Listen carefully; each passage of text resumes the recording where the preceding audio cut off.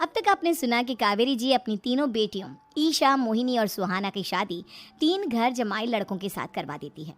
उन्हें लगता है कि ये लड़के शायद घर का कामकाज संभाल लेंगे, लेकिन उनके तीनों घर जमाई बहुत आलसी थे। वो नौकरी भी नहीं करते थे और बाहर का काम भी नहीं। कावेरी जी ने अपनी बेटियों से कहा कि वो प्रेगनेंसी का बहाना बनाकर अपने पतियों को सबक सिखाए। अब सुनिए आगे। मम्मी, आपने जैसा कहा था हमने वैसा ही किया, लेकिन देखिए ना, विवेक का हाल तो वैसा का वैसा ही है। घर में ना सुबह का नाश्ता बनता है और ना खाना।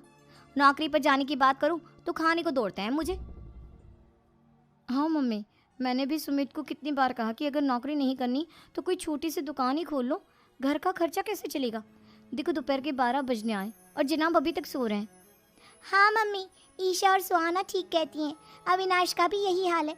जब मैंने अपनी प्रेगनेंसी के बारे में कहा तो मुझसे कहने लगा, अरे दूसरी लड़कियां तो 9-9 महीने तक नौकरी करती है, बस डिलीवरी के टाइम छुट्टी लेती है। मोहिनी, तुम भी नौकरी करो। अब मुझे कहाँ नौकरी मिलेगी? मम्मी बताओ, अब मैं क्या करूँ? हे भगवान, क्या सोचकर घर जमाई दामाद लाई थी मैं कि मेरी बेटियां मेरे पास रहेंगी और खुश रहेंगी, लेकिन इन आलसी दामादों ने तो हमारी जिंदगी को भी प्रॉब्लम में डाल दिया है। मैं तो कहती हूँ मम्मी, हम लोग वापस अपनी जॉब पर जाना शुरू कर देते हैं। बता देते हैं इन लोगों को कि हमने प्रेगनेंसी का बहाना किया है। नहीं नहीं बेटा, ऐसी गलती भी मत करना। अगर तुमने ऐसा किया तो इन तीनों की आदत और ख़राब हो जाएगी। अरे आज नहीं तो कल कभी तो तुम प्रेग्नेंट होगी, तब वापस यही प्रॉब्लम आएगी। तब क्या करोगी तुम तीनों? हाँ मम्मी, आपकी बात तो बिल्कुल सही है। इन लोगों को तो सुधारना ही पड़ेगा। लेकिन कैसे? अपने बच्चों के आने की खबर सुनकर भी इन लोगों पर कोई असर नहीं हो रहा।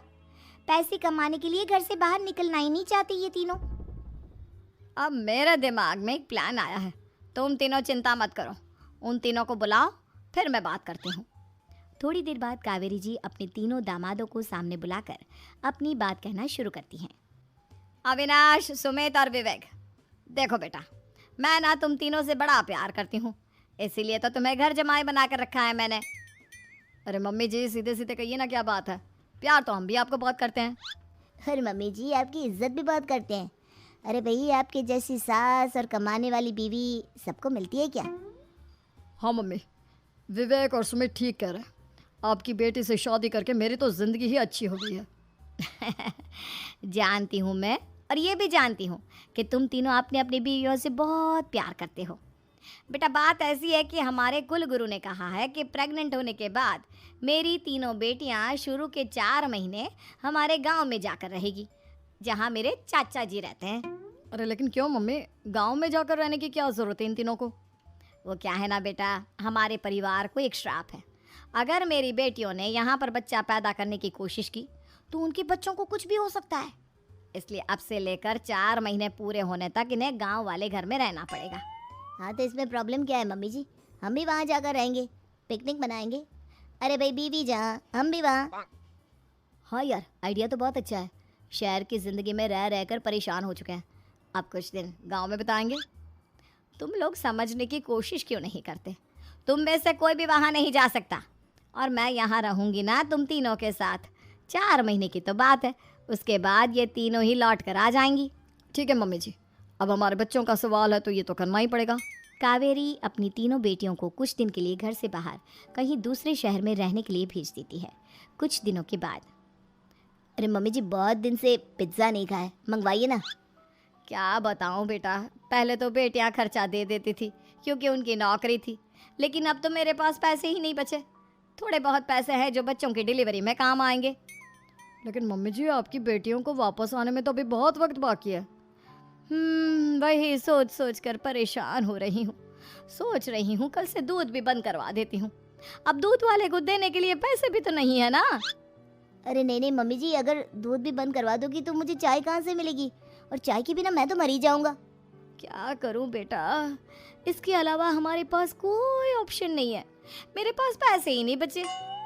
इस तरह कावेरी जी धीरे धीरे अपने तीनों दामादों को पैसे देना बंद कर देती हैं और घर में खाने पीने की चीज़ें लाना भी बंद कर देती है।